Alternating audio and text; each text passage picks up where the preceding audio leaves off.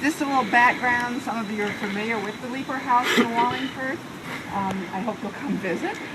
It was built by Thomas Leiper in 1785. Now, he was a Philadelphia merchant, and his main home was in Philadelphia. But he needed more land, more mills, that type of thing, so he came out to the Delaware County, to the Wallingford area, and built his summer home. But the house never sold. It just passed from generation to generation. So his youngest son, because he lived so long, his youngest son inherited the property. And this is Samuel Leiper, who was his son, and Samuel's wife, Mary Leiper. Her tombstone reads Mary Trainer, because she did marry. After Samuel died, she married Mr. Trainer. But she is buried here with her husband. So they are the beginning of the Leiper Circle. And he died in 1854, and she died in 1878. Then, their children, right down here, are 3 little girls. And you know what that means. And they're all buried there together. Now, they had plenty of children who lived to adulthood. But these are the 3 little girls that all died as babies and are buried there together. Then Thomas, where did we find Thomas? Thomas, over here. All right, this is their oldest son. And he married Emma Walter. Walter was the publisher of the Chester Times. And they lived in Chester. They never lived at the Leiper House. Samuel's the one that lived there, but they lived there. And this is one of their daughters, little girl, right here in this funny shaped thing. That was one of their little girls. Then the next child was Mary, and she married Ed Biddle, and they are buried in Carlisle. Then we come to the little girls. Then we come to Charles Leiper. Charles Leiper was an officer in the Civil War. He's buried here. He died in May of 1899. In his regiment, whatever you want to call it, was Frank Furness. And so after he died in 1899, those members who were still alive asked Frank to design something better for their friend Charles. And so this is a Frank Furness design marker. It's got more on this side than it does on the back side, so look at it when you come around here. And this was dedicated a year later in May of 1900. Then we come down to Calendar.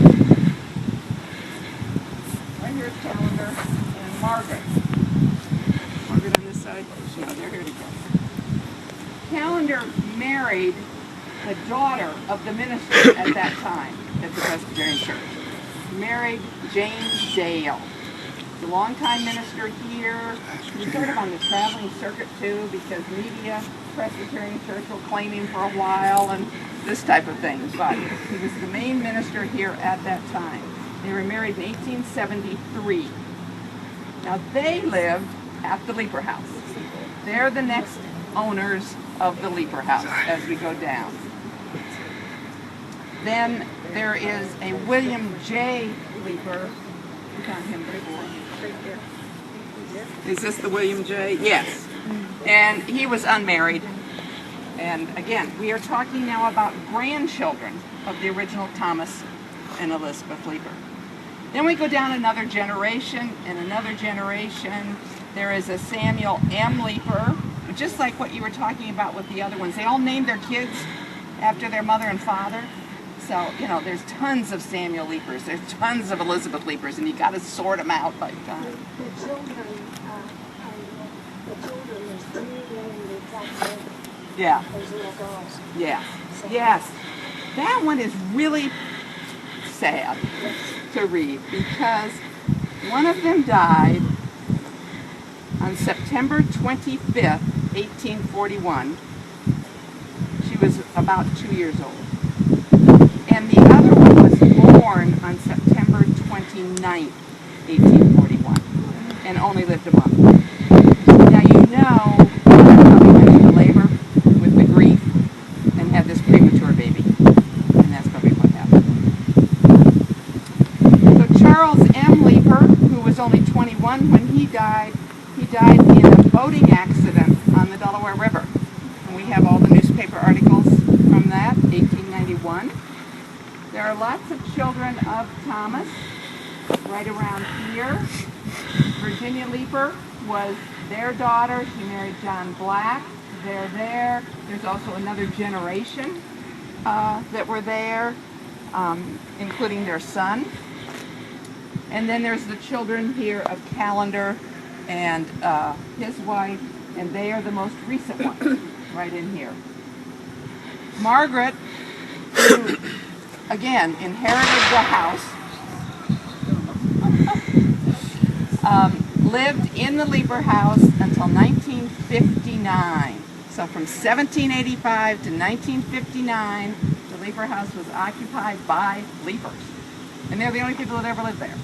In 1959, it was closed up while a lot of negotiations went on because governments move very slowly, in case you hadn't noticed.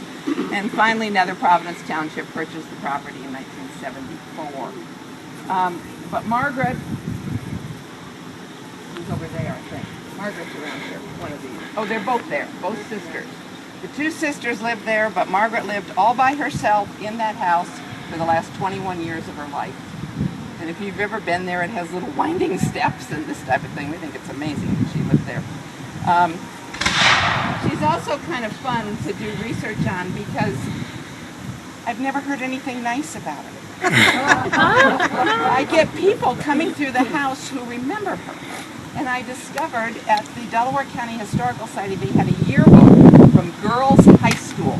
And she taught Latin at Girls High School in Philadelphia. And you know, in the old yearbooks, they'd have pictures of the faculty in the front of the yearbook, you know, the different teachers. And there is one that says foreign language teachers. And there's 4 women sitting around a table. And you know instantly which one is this.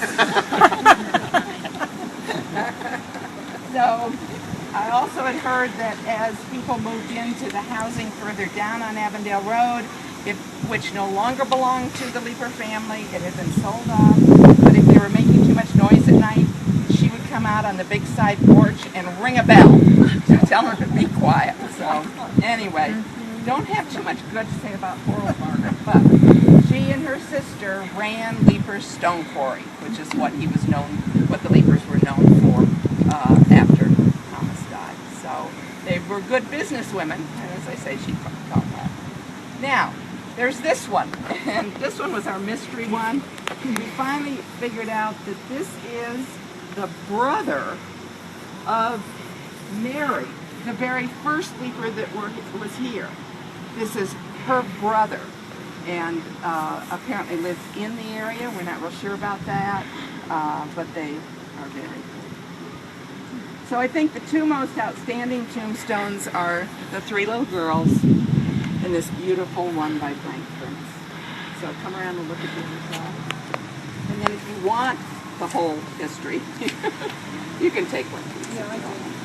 Also, Reverend Dale that Angela spoke about, this big monument over here, that's where Reverend Dale was. Tracy Lewis's town, because that's our that was pastor in Middletown also.